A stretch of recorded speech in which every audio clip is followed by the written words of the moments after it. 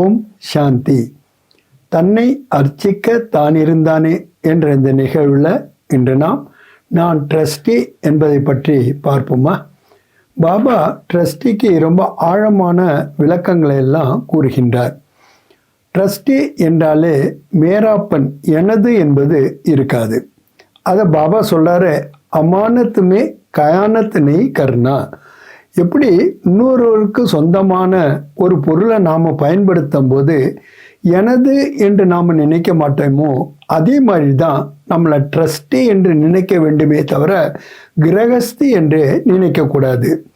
சமர்ப்பணமான சகோதர சகோதரிகளுக்கு கூட பாப் தாதா ரொம்ப ஆழமான இந்த மேராப்பன் என்பதிலிருந்து விடுபடணும்னு சொல்லும்போது அவங்க உடல், மனம், பொருள், சம்பந்தம், தொடர்பு எல்லாத்தையுமே சமர்ப்பணம் பண்ணிடுறாங்க. ஆனாலும் கூட எனது சென்டர், எனது ஸ்டூடெண்ட்ஸ், எனது ஏரியா போன்ற சூக்ஷ்மமான எனது என்பது கூட இருக்கக்கூடாதுன்னு சொல்கிறாங்க. எப்படி பாருங்க, லௌகீகத்தில் படைத்தவர், அதாவது ஒரு தந்தையானவர் குழந்தைகள் என்னுடைய படைப்பு என்று நினைக்கின்றாரோ, அதற்கேற்ப அவர் காரியங்களை செய்கின்றாரோ, அதே மாதிரி நம்ம பிராமண பரிவாரத்தில் கூட இவர்கள் கூட எனது படைப்பு என்று நீங்கள் நினைக்கவே கூடாது, பாபாவுடைய படைப்பு என்று தான் நினைக்கணும். ஏன்னா நம்ம எல்லாருக்குமே தெரியும், நமக்கு மாயை வருவதற்கு ரெண்டு வழி தான், கதவுகள் தான். ஒன்று மைப்பன், இன்னொன்று மேராப்பன். இந்த மேராப்பன் நாம் நீக்கணும்னா நான் ட்ரஸ்ட் என்று நினைக்க வேண்டும். அப்போ இந்த உடல் கூட எனது அல்ல என்று எப்படி நினைக்கிறது?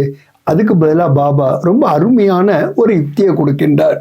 அதாவது பாப் தாதாவினுடைய விலைமதிப்பற்ற பொக்கிஷம், அதாவது விலைமதிப்பற்ற ஒரு மூர்த்தியாக நான் இருக்கிறேன். இந்த உடலை நான் ட்ரஸ்டியாக பாதுகாக்கின்றேன். அப்படி நாம் நினைக்கும் போது ஒன்று நாம் மூர்த்தி என்ற சுமிருத்தி வந்துடுது, ரெண்டாவது இந்த உடல்ல நான் ட்ரஸ்டியாக இருக்கின்றேன் என்ற சுமிருத்தியும் வந்துடுது.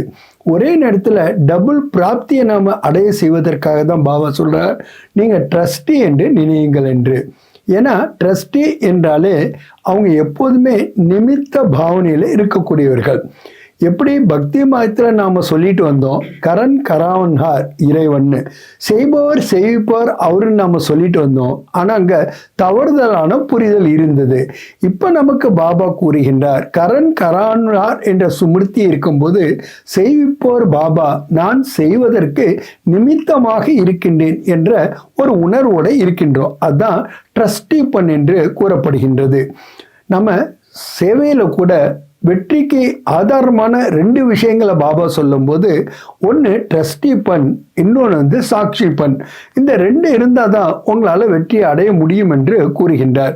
ஆக ட்ரஸ்டி பண் அப்படிங்கும்போதே நாம் அமானத்தில் கயானத் பண்ணக்கூடாது. என்னுடைய பாபா சர்வஸ்வ தியாகி அப்படின்னு சொல்கிறார்.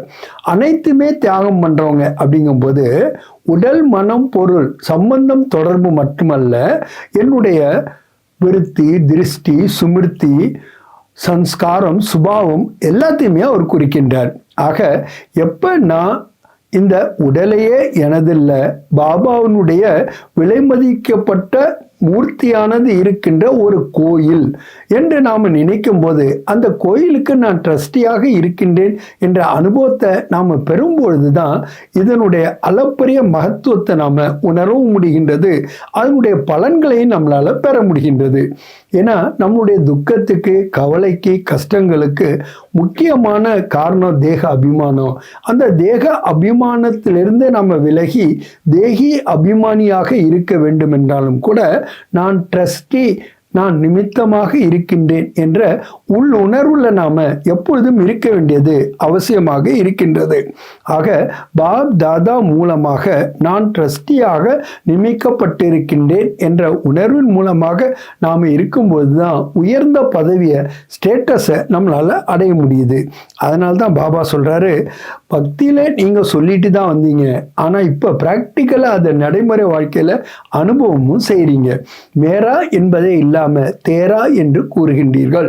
கூறுவது மட்டுமல்ல, அந்த உணர்வுகளையும் நீங்கள் பெறுகின்றீர்கள். ஆக நான் ஆத்மா இந்த தேகம் என்ற கோயிலில் பாப் தாதாவினுடைய வெளிமதிக்கப்படாத ஒரு மூர்த்தி என்ற சுமிருத்தியில் இருப்பது தான் நாம் ட்ரஸ்டி பண்ணனுடைய அனுபவத்தை செய்வதற்கு ஆதாரமாக இருக்கின்றது. நல்லது. ஓம் சாந்தி.